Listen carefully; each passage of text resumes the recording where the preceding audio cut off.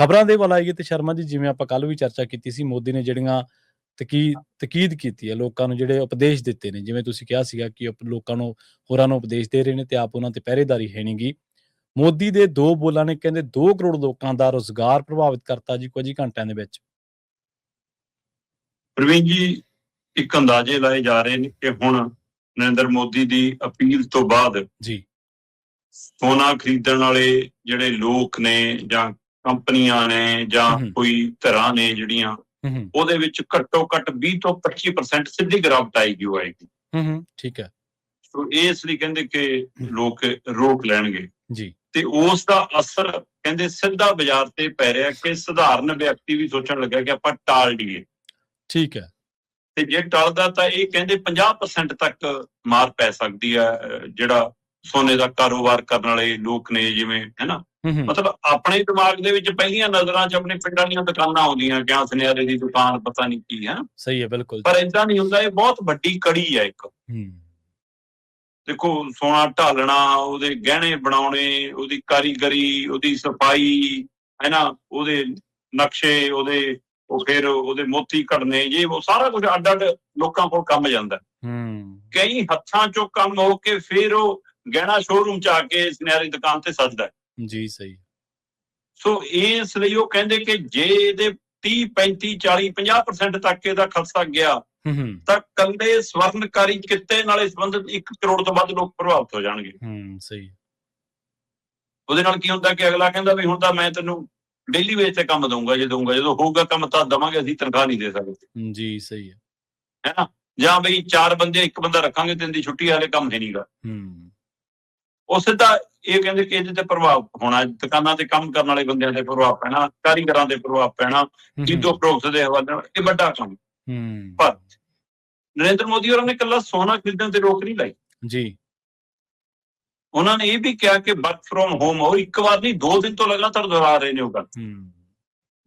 ਤੇ ਅੰਦਾਜ਼ਾ ਲਾਇਆ ਜਾ ਰਿਹਾ ਕਿ ਸਰਕਾਰ ਸਕੂਲਾਂ ਨੂੰ, ਕਾਲਜਾਂ ਨੂੰ ਹਦਾਇਤ ਕਰਨ ਲਈ ਤਿਆਰ ਹੈ ਕਿ ਵੀ ਤੁਸੀਂ ਹੁਣ ਇਹਨੂੰ ਵਰਕ ਫਰੋਮ ਹੋਮ ਤੇ ਲੈ ਜਾਓ ਸਕੂਲਾਂ ਨੂੰ। ਫਿਰ ਹੋਏਗਾ ਕੀ ਜੀ?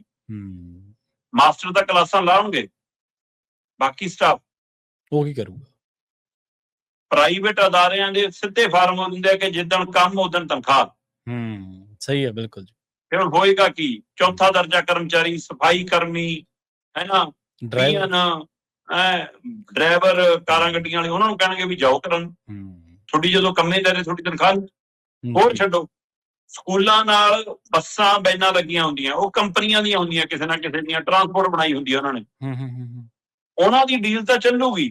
ਪਰ ਜਿਹੜੇ ਉਸ ਬੱਸ ਦੇ ਵਿੱਚ ਡਰਾਈਵਰ ਨੇ, ਕੰਡਕਟਰ ਨੇ, ਜਿਹੜੀਆਂ ਔਰਤਾਂ ਵਿਚਾਰੀਆਂ ਅੱਜ ਕੱਲ੍ਹ ਬੱਚੇ ਚੜਾਉਣ ਲਈ ਕੰਮ ਕਰਦੀਆਂ ਨੇ, ਕਰਨ ਲਈ ਕੰਮ, ਉਹਨਾਂ ਨੂੰ ਕਹਿਣਗੇ ਬਈ ਜੇ ਤੁਹਾਡਾ ਕੰਮ ਹੀ ਨਹੀਂ, ਤੁਹਾਡੀ ਤਨਖਾਹ ਕਾਹਦੀ ਜੀ। ਸਹੀ ਹੈ।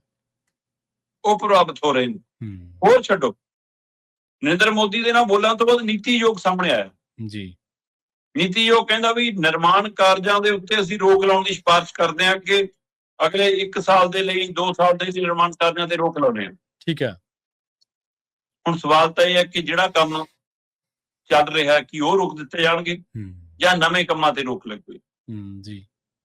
ਜੇ ਚੱਲਦੇ ਕੰਮ ਰੋਕੇ ਜਾਂਦੇ ਨੇ ਤਾਂ ਫਿਰ ਹੋਰ ਪ੍ਰਭਾਵ ਪੈਣਾ ਉਹਦਾ, ਕਿਉਂਕਿ ਇੱਕ ਸਮਾਂ ਹੱਦ ਡੀਲ ਹੁੰਦੀ ਆ, ਕੰਟਰੈਕਟ ਹੁੰਦਾ, ਉਹ ਸਾਰਾ ਕੁਛ ਹੈ, ਤੇ ਉਹਦੇ ਨਾਲ ਉਹ ਜਿਹੜੀ ਚੀਜ਼ ਕਦੋਂ ਕੰਪਲੀਟ ਹੋਣੀ ਆ ਉਹ ਅੱਧ ਬਾਟੇ ਰੁਕਦੀ ਆ, ਫਿਰ ਮੁੜ ਕੇ ਕਿਵੇਂ ਕੰਪਲੀਟ ਹੋਊਗਾ, ਨੂੰ ਸਰਕਾਰ ਬਦਲਦੀ ਹੈ, ਕੀ ਹੁੰਦਾ, ਵੱਡੇ ਸਵਾਲ ਨੇ ਜੀ। ਸਹੀ ਹੈ।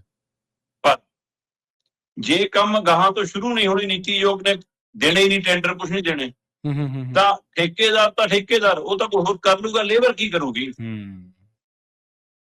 ਤੇ ਕਹਿੰਦੇ ਕਿ ਇਹ ਸਾਰੇ ਛੋਟੇ ਕਿੱਤੇ ਨਾਲ ਸੰਬੰਧਿਤ ਕਾਰੋਬਾਰੀ ਵੀ 1 ਕਰੋੜ ਤੋਂ ਵੱਧ, ਮੋਟਾ ਅੰਦਾਜ਼ਾ ਜੇ ਮਾਇਨਾ ਦਾ ਜੀ ਜੀ। ਅਜੇ ਤਾਂ ਪਹਿਲਾਂ ਜਿਹੜੇ ਗੈਸ ਸਿਲੰਡਰ ਕਰਕੇ ਹੀ ਪ੍ਰਭਾਵਿਤ ਹੋ ਕੇ ਪਿੰਡਾਂ ਨੂੰ ਚਲੇ ਗਏ, ਸ਼ਹਿਰ ਛੱਡ ਕੇ, ਮਹਿੰਗਾਈ ਕਰਕੇ ਸ਼ਹਿਰ ਛੱਡ ਕੇ ਪਿੰਡਾਂ ਨੂੰ ਵਾਪਸ ਮੁੜ ਕੇ, ਉਹ ਤਾਂ ਗਿਣਤੀ 'ਚ ਨਹੀਂ ਅਜੇ ਕਿਸੇ 'ਚ। ਸਹੀ ਹੈ, ਬਿਲਕੁਲ।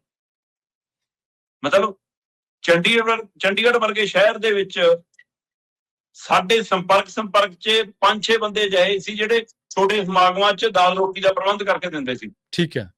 ਅੱਜ ਦੀ ਤਰੀਕ 'ਚ 1 ਬੰਦਾ ਨਹੀਂ ਮਿਲ ਰਿਹਾ। ਨਾ ਕਰਕੇ ਅਗਲੇ ਕਹਿੰਦੇ ਜੀ ਅਸੀਂ ਤਾਂ ਪਿੰਡਾਂ ਨੂੰ ਚੱਲ ਗਏ ਜੀ, ਜਾਂ ਅਸੀਂ ਕੰਮ ਛੱਡਤਾ ਜੀ, ਕਿਉਂਕਿ ਕਹਿੰਦੇ ਜੀ ਸਿਲੰਡਰ ਜਿਹੜਾ 3000 ਦਾ ਹੁਣ ਕਰਤਾ ਕਮਰਸ਼ੀਅਲ, ਸਾਨੂੰ ਤਾਂ ਬਲੈਕ 'ਚ ਵੀ 5-5000 ਤੋਂ ਉੱਪਰ ਮਿਲਦਾ ਜੀ। ਸਹੀ। ਤੇ ਹੁਣ ਮੋਦੀ ਦੀ ਹਦਾਇਤ ਤੋਂ ਬਾਅਦ ਤਾਂ ਬਹਾਨਾ ਹੋਰ ਮਿਲ ਜਾਣਾ ਜੀ, ਬਹੁਤ ਸਖਤੀ ਹੈ ਜੀ। ਹੈ ਨਹੀਂ ਜੀ, ਹੁਣ ਤਾਂ ਉਪਲਬਧ ਨਹੀਂ, ਤਰੀਕਾ ਜਦੇ ਬਦਲ ਜਾਂਦਾ ਨਾ। ਜੀ ਜੀ। ਸੋ ਇਸ ਲਈ ਇਹ ਸਾਰਾ ਕਾਲਾ ਮਾਲਾ ਸਿੱਧਾ ਆਮ ਲੋਕਾਂ ਤੇ ਅਸਰ ਪਾਊਗਾ, ਛੋਟੇ ਕਾਰੋਬਾਰੀਆਂ ਤੇ ਅਸਰ ਪਾਊਗਾ, ਦੁਕਾਨਦਾਰ ਤੇ ਅਸਰ ਪਾਊਗਾ, ਹੈ ਨਾ। ਤੇ ਮਹਿੰਗਾਈ ਇੰਨੀ ਹੈ ਕਿ ਖਰੀਦ ਤੇ ਅਸਰ ਪਾਊਗਾ, ਤੇ ਜਿਹੜੇ ਲੋਕਾਂ ਦੀ ਨੌਕਰੀ ਜਾਣੀ ਉਹ ਵੈਸੇ ਹੀ ਖਰੀਦ ਸ਼ਕਤੀ ਘਟ ਜਾਣੀ ਆ। ਸੋ ਇਹ ਇੱਕ ਵੱਡੇ ਸੰਕਟ ਵੱਲ ਜਿਹਦਾ ਆਪਾਂ ਇਸ਼ਾਰਾ ਕਰ ਰਹੇ ਸੀ, ਉਹਦਾ ਕੋਈ ਨਾ ਕੋਈ ਚਿਹਰਾ ਮੋਹਰਾ ਉੱਪਰ ਕੇ ਸਾਹਮਣੇ ਆਉਣ ਲੱਗ ਪਿਆ। ਜੇ 2 ਕਰੋੜ ਲੋਕ ਸਿੱਧੇ ਅੱਜ ਦੇ ਅਸੀਂ 2 ਦਿਨਾਂ ਦੇ ਹਵਾਲੇ ਨਾਲ ਚਿੰਤਾ ਕਰ ਰਹੇ ਹਾਂ ਕਿ ਪ੍ਰਭਾਵਿਤ ਹੋ ਰਹੇ ਨੇ, ਤਾਂ ਆਉਂਦੇ ਦਿਨਾਂ 'ਚ ਕੀ ਹੋਏਗਾ? ਇਹ ਤਾਂ ਸਾਲ ਦੀਆਂ ਗੱਲਾਂ ਕਰਦੇ ਸੀ। ਜੀ ਬਿਲਕੁਲ ਸਹੀ ਹੈ।